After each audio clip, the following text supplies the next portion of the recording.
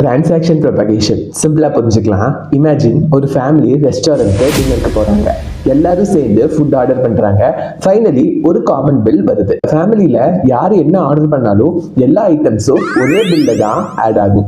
இதுதான் நம்ம required propagation சொல்லுவோம். ஜவாலியும் அதே தான். சப்போஸ் பிளேஸ் ஆர்டர் மெத்தட்குள்ளே ரன் ஆகும்போது அதுக்குள்ளே இன்னொரு மெத்தட் மேக் பேமெண்ட்னு ஒரு மெத்தட் கால் ஆகும்.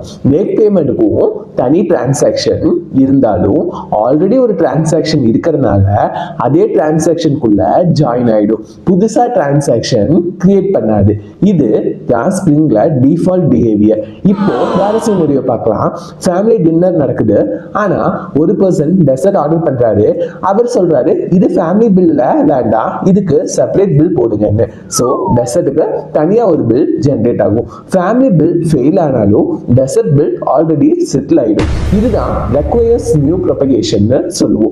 ஜாவாலியும் அதே தான். மெயின் டிரான்சாக்ஷன் ரன் ஆகும் போது ஸ்ப்ரிங் அது கொஞ்சம் பாஸ் பண்ணும். ரெக்வயர்ஸ் நியூ மெத்தட்குள்ள புது டிரான்சாக்ஷன் கிரியேட் பண்ணும். அது சக்சஸ் ஆனா கமிட் பண்ணிடும். அப்புறம் மெயின் டிரான்சாக்ஷன் கண்டினியூ ஆகும். மெயின் டிரான்சாக்ஷன் லேட்டர் ஃபெயில் ஆனாலும் இந்த நியூ டிரான்சாக்ஷன் ரோல் பேக் ஆகாது. ஸோ ஃபைனலா ரெக்வயர்ட்னா ஆல்ரெடி இருக்கிற டிரான்சாக்ஷனுக்குள்ள ஜாயின் பண்றது.